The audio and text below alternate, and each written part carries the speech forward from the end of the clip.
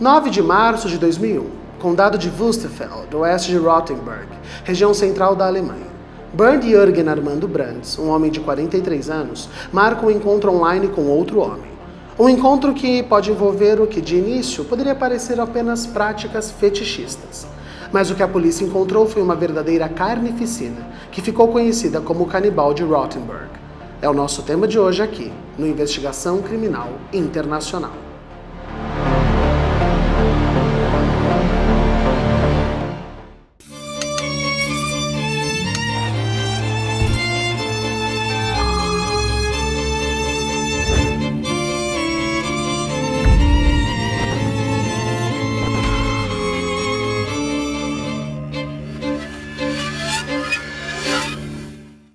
Antes de qualquer coisa, eu espero que você, nosso fiel espectador, não esteja comendo nesse momento. Porque esse caso é para os fortes de estômago. O nível de bizarrices desse caso é de causar náuseas. O criminoso que operou esse circo dos horrores chama-se Armin Meiwes, um pacato técnico de informática que na data do crime tinha 40 anos.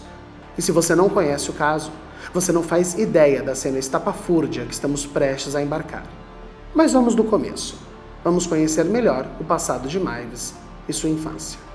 A infância de Armin Meiwes foi marcada por turbulências e angústias. O pai dele, um militar, juntou dinheiro e comprou uma mansão com mais de 30 cômodos onde Armin cresceu. A casa ficava em uma região de fazendas em Rothenburg, cidade alemã a mais de 500 quilômetros de distância da capital, Berlim. Aos 6 anos, Meiwes foi abandonado pelo pai, que levou consigo os irmãos dele, deixando-o sob os cuidados de sua mãe autoritária, que frequentemente o submetia a abusos públicos.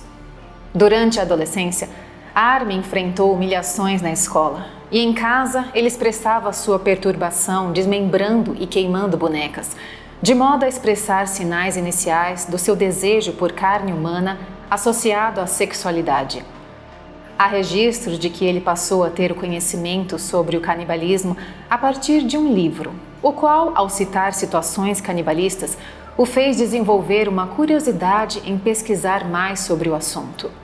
Ao tornar-se adulto, Meiwes ingressou nas Forças Armadas, mas a influência dominante de sua mãe persistiu ao longo da vida, de forma que ela o acompanhava em desfiles militares e até mesmo interferia nos relacionamentos amorosos dele. É curioso e pertinente analisarmos a infância de criminosos como Meiwes, porque muito se repete nessas histórias, não é mesmo?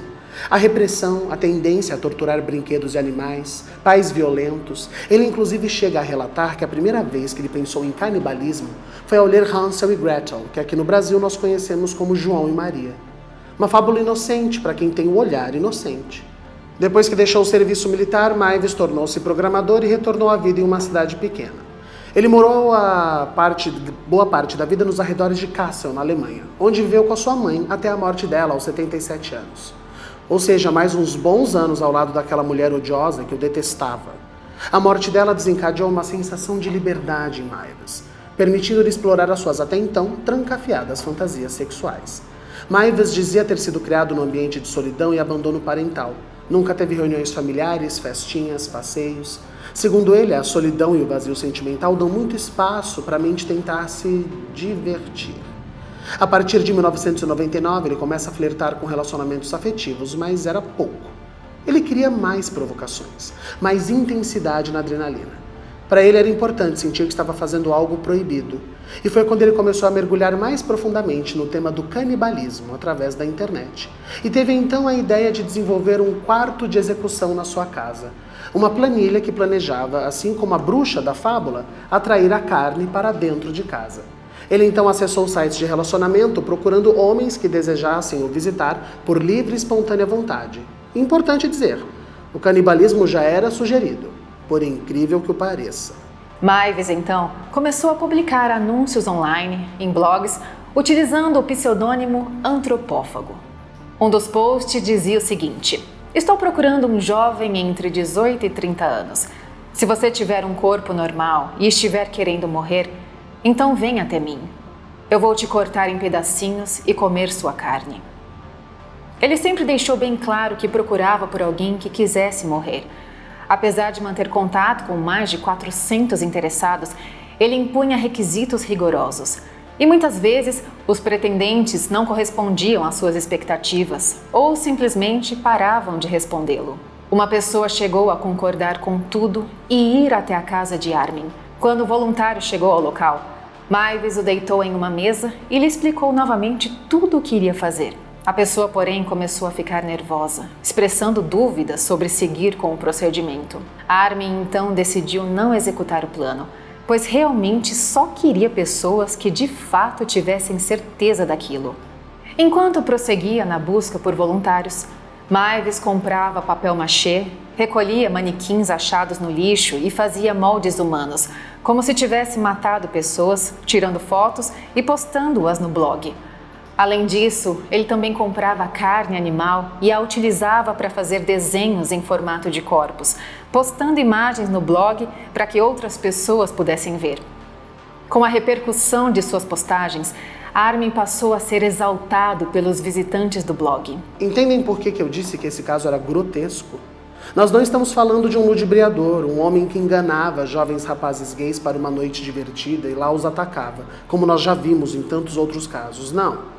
Maivis queria se aproveitar da fraqueza de uma pessoa que buscava o suicídio. A fragilidade emocional de jovens que estavam se desapegando da vida. Eram esses os que aumentavam a sua adrenalina.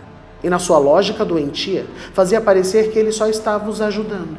Uma mão lava a outra. É importante lembrarmos que o canibalismo é uma prática antiga, que já foi tida como prática de domínio. Uma raça come a outra para provar o seu poder, especificamente nos tempos de desbravação do território terrestre. E a palavra canibal, ela tem origem na colonização da América Central. Os colonizadores espanhóis se referiam aos nativos da região do Caribe como caribales. E estes, segundo os relatos dos europeus, eram ferozes porque comiam carne humana. Assim, mais tarde, o termo acabou se relacionando à prática, a qual também é chamada de antropofagia, do grego anthropos, homem, e phagein, comer. A prática canibal, porém, com o passar dos anos, pôde ser observada em situações de fome extrema, mas também na guerra como tortura. Portanto, o canibalismo não se resume à simples ingestão de carne humana, estando também relacionado à dor, ao domínio, enxergar o outro como uma carne inferior à sua, e até ao prazer e a impulsos emocionais. Uma prática absurda e complexa, mas com desdobramentos. Endocanibalismo consiste em comer a carne de um membro da própria comunidade, em um ritual de veneração de morte. A prática de comer uma pessoa morta do próprio grupo está relacionada à crença de que, dessa forma, a alma do morto ficará perto da família. Exocanibalismo consiste na prática de comer a carne de uma pessoa com a intenção de roubar a força dela ou demonstrar poder. Atualmente, essa é a prática mais comum entre os casos registrados de canibalismo. Autocanibalismo, praticado por pessoas que comem pedaços de si mesmas. Há casos em que essa prática está relacionada a formas extremas de modificação corporal. Há também quem coma pedaços de si mesmo para depois poder beber o próprio sangue. Ato chamado de autovampirismo. Além dessas práticas, é possível citar casos de canibalismo de sobrevivência. Eu não sei pra vocês, mas eu acho assustador pensar que o canibalismo é uma prática tão presente na sociedade atual que nós precisamos ter leis que nos protejam disso. Quer dizer, nem em todos os países.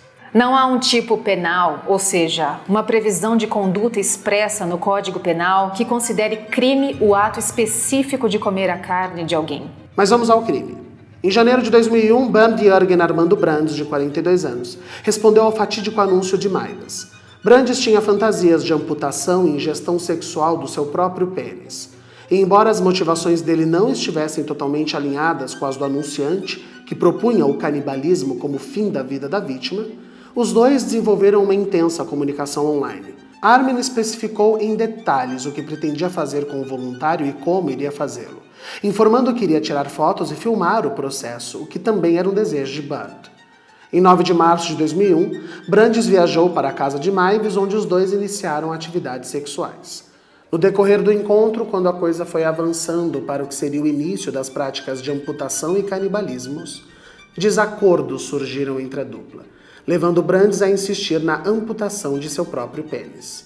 Maivis então concordou com o pedido, e eles chegaram ao acordo de que a vítima iria tomar pílulas e álcool para amenizar a dor do procedimento. Primeiro, a vítima sugeriu que o membro fosse arrancado em uma forte mordida. Não adiantou, então eles decidiram usar a faca da cozinha. Após a amputação, muito sangue jorrou da vítima. Apesar do desespero de Bernd, a Armin cozinhou o membro e os dois o consumiram, sendo este o primeiro contato de Maivis com carne humana.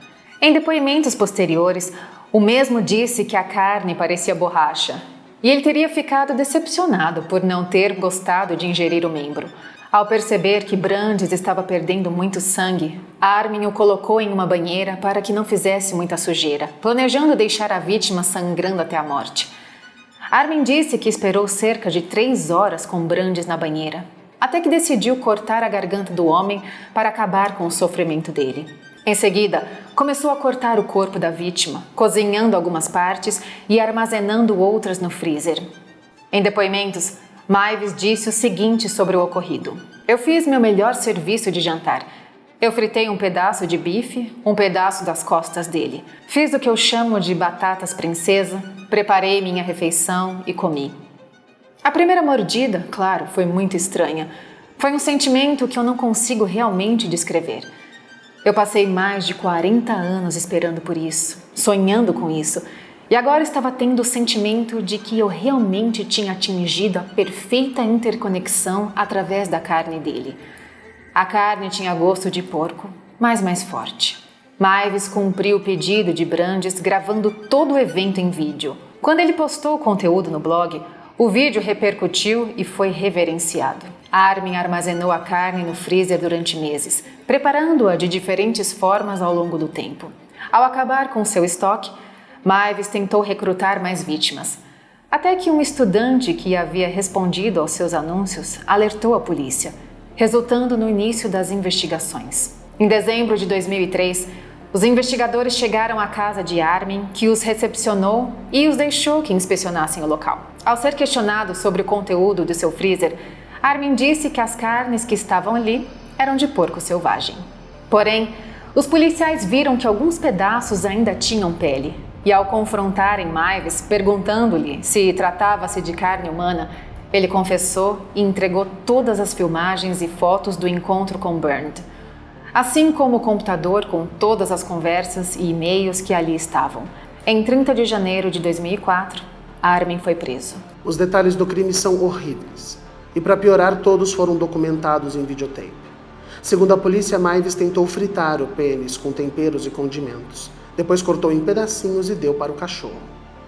Ao longo de 10 meses, calcula-se que Maivis consumiu mais de 20 quilos da carne humana da vítima, preparadas de diversas maneiras. Em 30 de janeiro de 2004, ocorreu seu julgamento, onde Armin foi acusado por homicídio culposo, recebendo inicialmente uma sentença de apenas 8 anos e meio de prisão. Com a grande repercussão do caso na mídia, as pessoas ficaram indignadas com tão pouco tempo de pena imposto ao acusado. Os advogados de defesa argumentaram que a vítima concordou e que cooperou para que aquilo acontecesse, como se a vítima quisesse passar por isso. Então ele foi como um voluntário e a pena seria justificadamente reduzida. Além disso, a decisão da sentença também estava relacionada ao fato de que, na época, não havia uma lei específica na Alemanha também que criminalizasse o canibalismo. Em uma tentativa de aumentar a pena de Armin, a acusação argumentou que o caso teria sido um assassinato com prazer sexual, chegando a exibir uma parte do vídeo gravado no julgamento. Em 10 de maio de 2006, Armin foi condenado por homicídio doloso e recebeu finalmente a pena de prisão perpétua, estando preso até hoje. Em entrevistas, Maivis diz que se arrepende do que fez. E ouçam, ele se tornou vegetariano na prisão. Ele é descrito como uma pessoa muito serena e educada. Desde 2020 tem saídas recreativas monitoradas devido ao seu bom comportamento e fidelidade à igreja. Em 2006 foi produzido um filme baseado nessa história, Grim Love, o canibal. O caso de Maivis nos leva a pensar se não é preciso mais prevenir do que remediar. É preciso acontecer um caso de canibalismo como este para que um país crie leis mais severas sobre isso? E a prática de incentivar suicídios assistidos e auxiliados online? Manipular pessoas nesse local de fragilidade emocional não deveria ser um sério agravante de pena? Infelizmente, o ser humano é imprevisível, complexo e muito criativo quando quer fazer o errado. Nós temos que nos proteger e estar atentos. Esse foi o nosso caso de hoje. Desculpem as descrições gráficas, mas lembrem-se, conhecer é se alertar. Até a próxima. Se cuidem.